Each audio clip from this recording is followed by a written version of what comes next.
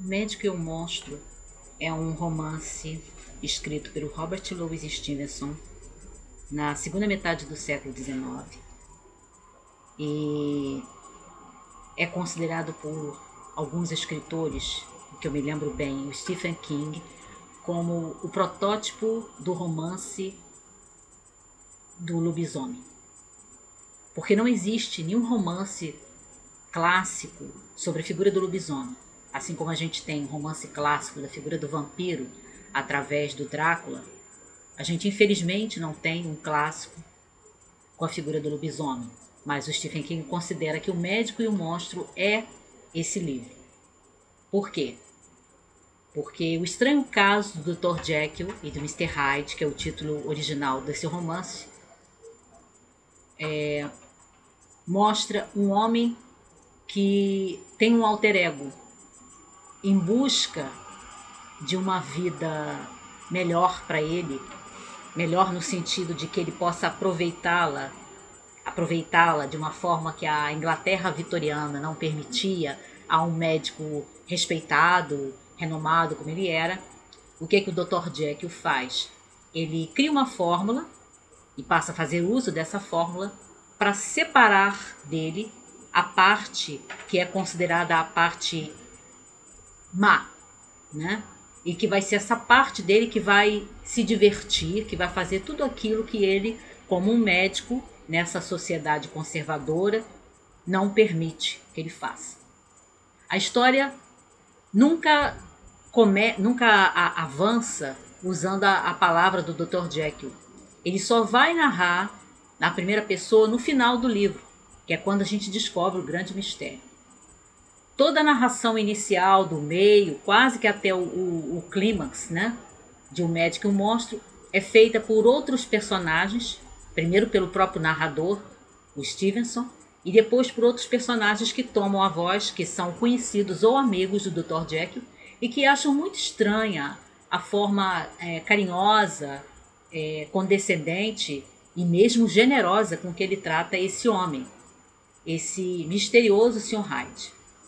O Sr. Hyde é mais jovem do que o Dr. Jekyll, é mais baixo do que o Dr. Jekyll, e as pessoas na presença do Mr. Hyde sentem uma estranha aversão, sentem uma repulsa instintiva por ele e não sabem explicar porquê. Muitos críticos que se debruçaram sobre O Médico e o Monstro, bem depois que ele foi lançado, levantam algumas teorias sobre isso. Por que o Sr. Hyde, embora seja o próprio Dr. Jekyll, né, sob uma outra roupagem, uma outra aparência, por que ele é mais baixo e por que ele é mais jovem? Algumas teorias dizem que o Sr. Hyde é mais jovem porque a parte má do Dr. Jekyll não vinha sendo exercida, ele vinha reprimindo essa parte malvada dele ao longo de toda a sua vida. E que ele é um homem mais baixo porque o mal que o Sr. Hyde, né, na verdade representa, o mal torna o homem pequeno, torna o homem mais baixo, menor. O mal apequena o homem. Eu até acho essa teoria bastante curiosa, bastante instigante, né? Porque o que a gente vai ver ao longo dessa narração, que são pouco mais de 100 páginas, nessa minha edição modesta aqui, que é uma edição de banca, de jornal, integral, mas em papel jornal, econômica. Mas o que você vai ver nessas poucas páginas, né? Pouco mais de 100 páginas de Um Médico e um Monstro, que a princípio o Dr. Jekyll pensa que é ele que está dominando, mas na verdade ele está sendo dominado. Ao longo da história você vai vendo que ele vai desaparecendo para os seus amigos, ele vai se tornando um recluso dentro da sua casa, os amigos ficam se interrogando por quê, até que no final se descobre por quê. O Dr. Jekyll quase não consegue mais, mesmo sem tomar a sua fórmula, quase não consegue mais ser o próprio Dr. Jekyll. Ele começa a sofrer metamorfoses nos momentos mais inesperados. Há uma cena em que ele acorda de manhã, que ele olha para a mão e vê que aquela mão não é a mão dele. Então, é uma história que nós já vimos, muitos de nós já vimos em filmes, né?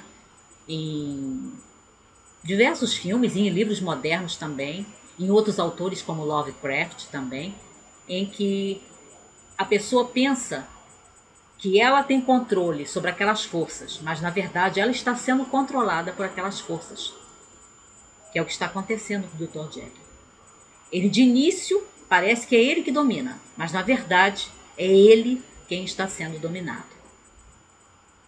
O Médico e o Monstro mostra assim, até no seu final, que o Dr. Jekyll perdeu o controle completamente. E mesmo quando ele tenta tomar a fórmula para reverter o efeito, a fórmula não funciona mais, a não ser por períodos cada vez mais curtos. Até que ele entra em desespero e morre, deixando um relato autobiográfico que aí os seus amigos, quando abrem, descobrem a verdade, o que realmente estava acontecendo, quem era, na verdade, o Sr. Hyde, e só ficam sabendo disso mesmo lendo o relato, porque quando encontram o pretenso cadáver, né, na casa do Dr. Jekyll, ele está usando as roupas do Dr. Jekyll, mas a aparência é do Sr. Hyde.